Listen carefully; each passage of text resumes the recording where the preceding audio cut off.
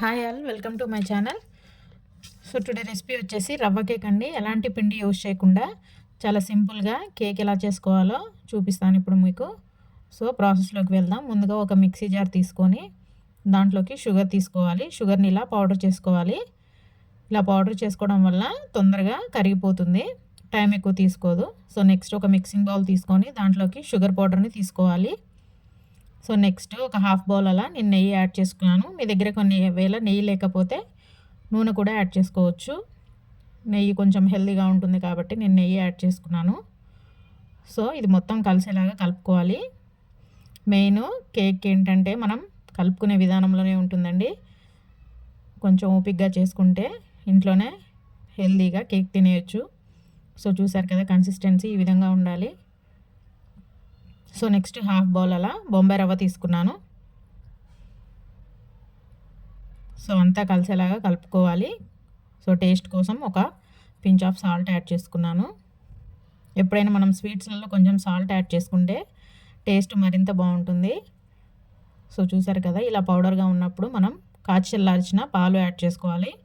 మీరు కావాలనుకుంటే ఈ ప్లేస్లో పెరుగు కూడా యాడ్ చేసుకోవచ్చు. కాకపోతే పెరుగు అనేది పుల్లగా ఉండకూడదు. సో అంతా మిక్స్ చేసుకున్నాను, బాగా కలుపుకోవాలి. సో కన్సిస్టెన్సీ ఈ విధంగా అయితే ఉండదు, ఎందుకంటే మనం ఒక 10 to 15 మినిట్స్ అలా పక్కన పెడతాం కాబట్టి. నెక్స్ట్ ఒక half spoon baking powder and అలాగే హాఫ్ స్పూన్ సోడా ఉప్పు యాడ్ చేసుకోవాలి. కేకులకి అయితే కంపల్సరీ ఉండాలి ఈ బేకింగ్ పౌడర్ అండ్ సోడా ఉప్పు. సో మొత్తం మిక్స్ చేసుకొని ఒక సైడ్కి అలా ఒక 10 to 15 మినిట్స్ ఉంచేయాలి.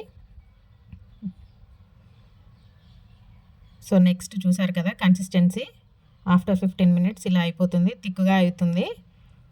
సో నెక్స్ట్ ఒక ట్రే తీసుకున్నాను, కేక్ ట్రే. మీ దగ్గర ఇవి లేకపోతే స్టీల్వి మాత్రం వాడొద్దండి. ఇలాంటివి ఏమైనా ఉంటే ట్రేస్ అలా యూజ్ చేసుకోవాలి. దానికి కొంచెం నెయ్యి అప్లై చేసి నేను ఈ రవ్వ మిక్చర్ని దాంట్లోకి షిఫ్ట్ చేసి అంతా ఈవెన్గా ట్యాప్ చేయాలి. మీ దగ్గర ఏమైనా డ్రై ఫ్రూట్స్ ఉంటే కూడా యాడ్ చేసుకోవచ్చు. డ్రై ఫ్రూట్స్ అనేది ఆప్షనల్. నేనైతే కొన్ని పంకిన్ సీడ్స్ యాడ్ చేశాను. సో ఈ విధంగా ట్యాప్ చేసుకోవాలి, ఎయిర్ బబుల్స్ ఉండొద్దు.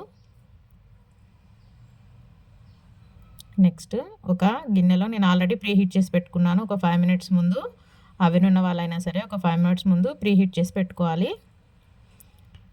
అంతే.